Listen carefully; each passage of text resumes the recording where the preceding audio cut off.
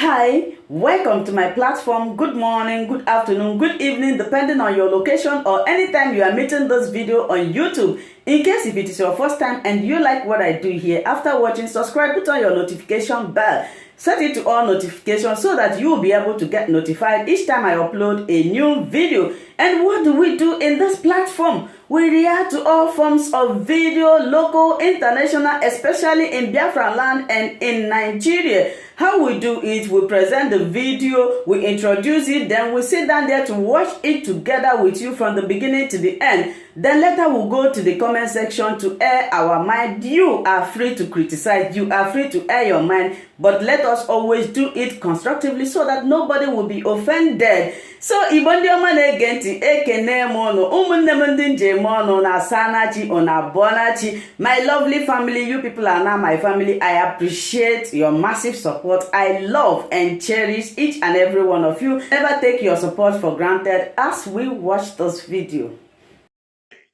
By Dr. Chukwuemeka Ezefe, a former governor of the state. Dr. Ezefe was a member of the delegation that met with Buhari last week to plead for Kanu's release. Welcome to the show, Dr. Ezefe, and good morning. Good morning. Thank you. Thank you very much for joining us. Well, Dr. Ezefe, the story out there is that high-profile visit of Igbo greats to President Muhammadu Buhari, and a major outcome that is in the papers is that your delegation appealed to the president to consider a political solution. And he had said, reportedly, that he would not want to tamper with the separation of powers, but that although it's a difficult request, he will look into it. Now, what impression did you go away with? Do you think that, he will keep to the promise of looking into it and that your expectations will be met in this regard? Thank you very much. Before going into that direct question, let me thank some dignitaries. Minister Ngige was the person who negotiated the appointment. Mbazuka Mechi not only led us, he applied to the president to allow the meeting. So, yes. We talked to people who are familiar with the president after the meeting, and they told us that from the body language of the president, he took us very seriously, and we should take his promise to look into it very seriously also. We were quite happy. I must say, I took the opportunity to thank the president for the success of Anambra election, because I know what happened behind the scene some of the time. So I thanked him for that, for the integrity, the transparency of it, which was actually due to his conversation with the chairman of INEC. Thank you. Yes, but one of the question about your expectations. Yes. Well, that's why we asked the people, the ministers who work with the president and who were in the meeting we had with the president and who looked at the president's body language. We asked them, what should we go on with? And they said we should be hopeful. And I think, myself, I think I'm hopeful. Yes, because our leader, Bazuki Amechi, made a very powerful presentation. Some of us, I don't know how fair God is, but Bazuki Amechi is 10 years older than myself, but remember things sometimes more than I do. I don't know, some people are very much gifted in various ways. So anyway, thank you for the question. We are hopeful. And myself, I have some ideas to push on, and I told the president I would do so. The ideas have to do with the fact that it is not just Nnamdi Kanu. We have Igbo, we have the Middle Belt, we have Ijaw, we have South, we have Odua people, Yoruba.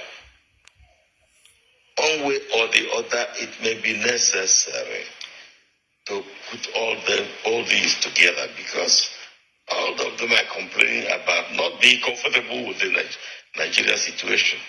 And I think it's better to deal with them in a comprehensive way.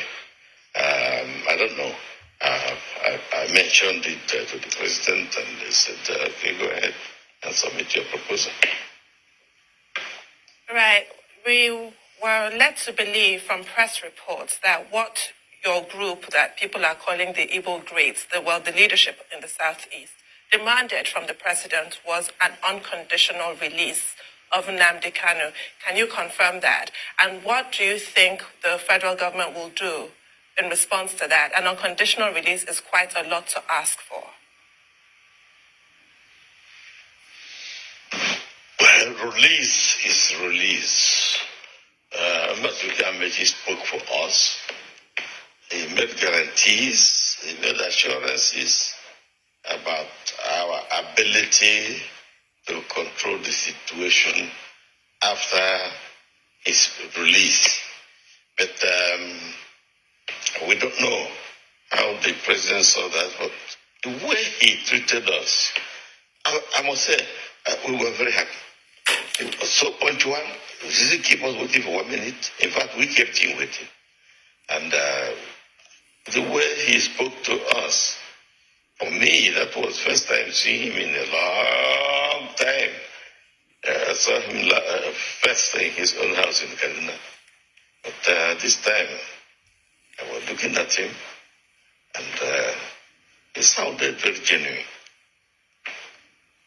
Okay, so with all these meetings happening, is it safe to say that peace is coming back? And secondly, the other... No, I didn't hear you. I said, is it safe to say that peace is coming back based on, the crisis we've had in a while? And all of this, have you guys to be talking to IPOB? Because take, for instance, we still have the case of, sit at home, that the IPOB has said there's no sit at home any longer. But some groups, some people say some splinter groups here and there are still trying to enforce the sit at home with violence. So is it safe to say everything is normalizing back in the Southeast and peace is returning to the Southeast like it should be? We are praying for peace to return, and we believe it is returning. Our God answers prayers, even prayers for sinners like me. Do you know that the outcome, not who won or who does win, the success of the Anambra election is proof that our God answers prayers. We call for prayers from various people. Even the Sokoto bishop, I called him, and in fact he came both to Enugu and to Anambra and prayed a lot for us. And we have some people we are owing, because we promise people something after they pray, and we succeed. So I think God answers prayers. Peace will return to Anambra. And I find some of the boys in IPOB, the big ones, very reasonable. It was a difficult thing, but it was eventually they called off sit at home. But some people are making money from this kind of situation. Those who are not at the core of this thing, and they are exploiting the fears of the people. I sent my PA to go and get petrol in case there's no light, so that we can put on the generator for you. Do you know, he came back and said the petrol stations are not open. as of today, it's Monday. They are still talking about sit at home. I must confess that when the first sit at home was announced, I challenged it, and the head of IPOB gave instruction that it should be done away with. But you have seen now, you've seen it has continued. Some people are gaining from it, but we pray God to get to the hearts of those who are gaining from it and let them. We are aggressive business people in Japan, in Russia, everywhere in the world. And you say, come to Anambra and sit at home. Come to the east and sit at home. Sit at home and do what? How do you feed your children? It is not in our interest to kill ourselves because some people are attacking us. And that is what. Thank you so much for watching this video together with me. Like I said before, if it is your first time of coming across my YouTube channel and you like what I do, please subscribe, put on your notification bell, share this video, leave your comment in the comment section. You are free to criticize, but let us do it always constructively. Remain blessed. I appreciate your massive support and I love and cherish each and every one of you. Until I meet you again in my next video, for now I will say bye-bye.